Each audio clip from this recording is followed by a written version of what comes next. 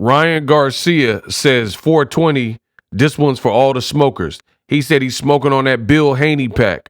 Wow. Right now I'm on Ryan Garcia's verified Twitter X account, right? He posted some message. As you guys know, what is this? Hold on. One thing at a time. Ryan Garcia is at the Super Bowl, and before the Super Bowl game started, I'm so crushed, by the way, by my Niners lost. Ryan Garcia, he says, 420, we will be smoking on that Bill Haney pack, hashtag Super Bowl. So he got 1 million views on this. You know, I'm sure adding Super Bowl to it, plus his profile, helped it. And he says 420, you know, which is a day, famous day for smokers. He says he's going to be smoking on that Bill Haney pack. Wow. He also posted this flyer. What does it say? Let's go, just in breaking news. And it says, just signed live on DAZN.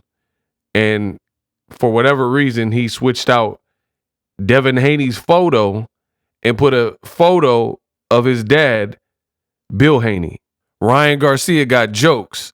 So I'm looking forward to this fight. This is going to be a great fight. A lot on the line, especially for Ryan Garcia. Now, I'm not saying there's nothing on the line for Devin Haney. Clearly, he's the champion, so it's going to be a title defense. And what a first title defense. Ryan, it's going to be big because Ryan Garcia, we know in boxing, you do not want to take too many losses clustered up and real close to each other, because boxing fans, they remember that, and your stock will plummet when those things happen, right? We've seen it with several fighters where a fighter will be on top of the world, lit, everybody's like talking about their name, but you take too many losses in a short period of time. Like, for example, and I'm not trying to throw anyone under the bus, but Jared Swift Hurd, right? I mean, when he beat Edeslandi Lara, he was on top of the game. Everybody was like, oh, I want to see Swift Hurd versus Jermell Charlo.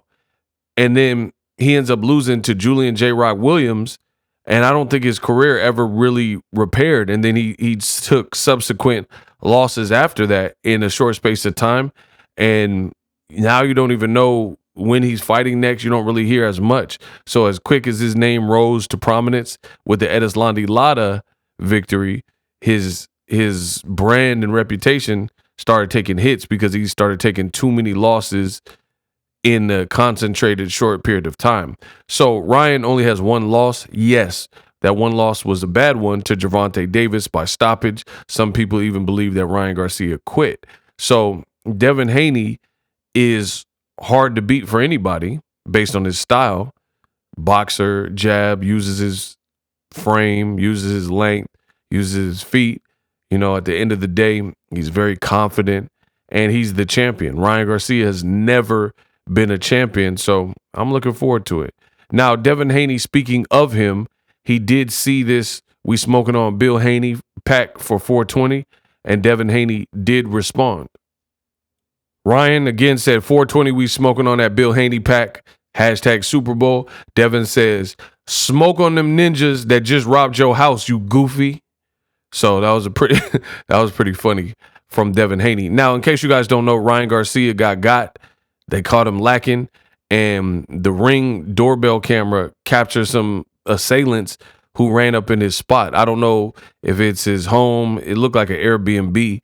He's obviously out of town for the Super Bowl, and one of his spots got crashed, and I guess the people robbed and took stuff. So, you know, a lot of people think that's an inside job because they just conveniently knew you were out of town or you were away, and then they went up in your spot. So that's what Devin Haney is referring to. He said, you talking about smoking on that Bill Haney pack, you need to smoke on a pack of the people who just went in your house and took stuff out your spot. Wow. I cannot wait till they announce the actual press conference for this particular fight. I don't know if they're doing a press tour as of me recording this video, but they definitely got to get a press conference in, because in a few days' time, it's already classic. Like, they're already going at each other's throat. There's a video where Ryan pulled up with the shaft leather coat, pulled up on Devin. Bill Haney looked like he wanted to get to him and reach him. You had Devin Haney, who, got choked and pushed, and then he tried to get at Ryan Garcia. They're going back and forth. Ryan Garcia is making big promises. Now, I will say, full disclosure, we've been here before. Ryan Garcia said virtually the same things to Gervonta Davis. Like, oh, he a midget. He can't, catch me with them arms. And, Tank has never felt anything like this. And, he said pretty much the same thing. In fact, he said he was going to knock out Tank Davis in 2 rounds, and he got dropped in the second round. So Ryan, he's going to have to make not only the statements, but he's going to have to make this into a reality, because I do think there's a lot of pressure on him.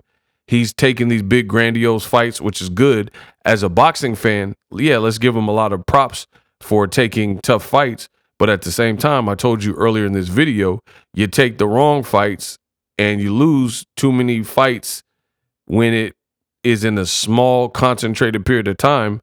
Your brand is going to be stifled. That's why, like, guys, you notice a lot of times when guys get like beat or knocked out, they'll take a couple tune-ups, get their bearings correct, and make sure that they're ready to challenge for a title again. But now you got people like Ryan Garcia, who has the social media presence. Guys like Jake Paul. Jake Paul loses to Tommy Fury. I believe Jake Paul said he was sick, but then he just jumped right back into the fray, and he's trying to fight whoever. He's, what I'm saying? Like, you just got to give props.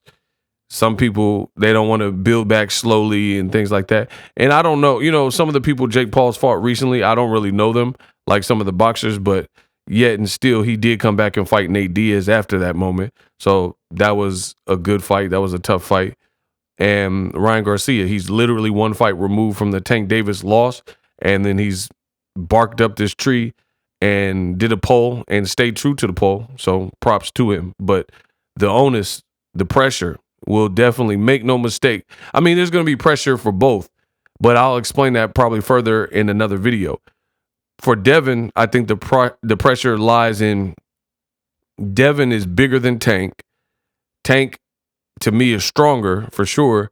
And Devin rehydrated to like 165, 168. That's super middleweight territory.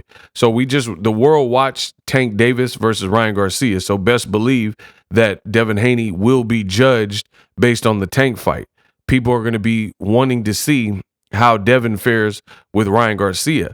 And those are big shoes to fill for Gervonta Davis, because there was not a moment in that fight where he was hurt.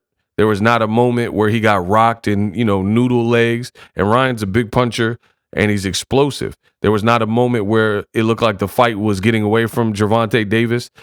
Some people will bring up round 2, which was probably, it could have been Ryan's best round, but then he ended up getting dropped in that round. So automatically that became a 10-8 round on my scorecard. And Ryan didn't do anything big enough in that round, because I seen a lot of idiots talking about it was a 9-9 round or whatever they were saying. They were trying to give Ryan credit for the round. He got dropped. All that stuff was nullified by Tank with 1 shot, and he fell kind of awkwardly.